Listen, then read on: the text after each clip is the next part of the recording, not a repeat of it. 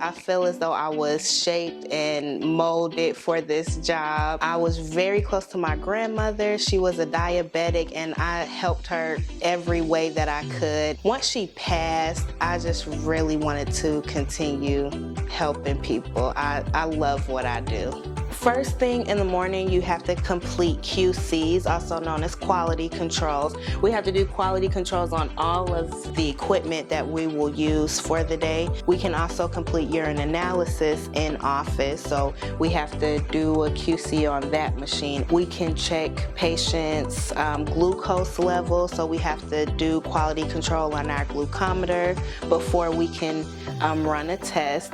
So 1 would be the example of a good glucose level, and 3 would be the example of a glucose level that is too high. As an MA, we have so many responsibilities. We can work front office, which is where you usually like check in patients, answer telephone calls, schedule appointments.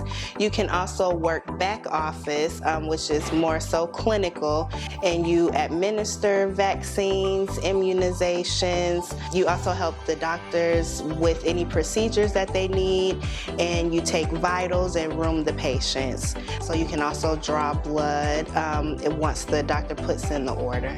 How you doing today?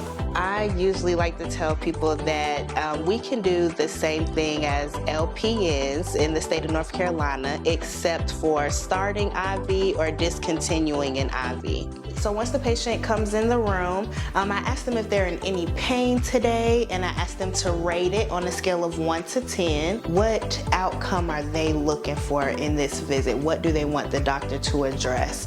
And I make sure that I put that in the chart for the doctor to read. This job has really helped me realize that I would like to move on and become a registered nurse. Place both feet flat on the floor for me. I can do a lot being a registered medical assistant, but I can do a lot more as a registered nurse. I might even go on to nurse practitioner, but there are a lot of different programs, bridging programs that you can always join if you want to further your education. It is programs out there for you to be able to do that.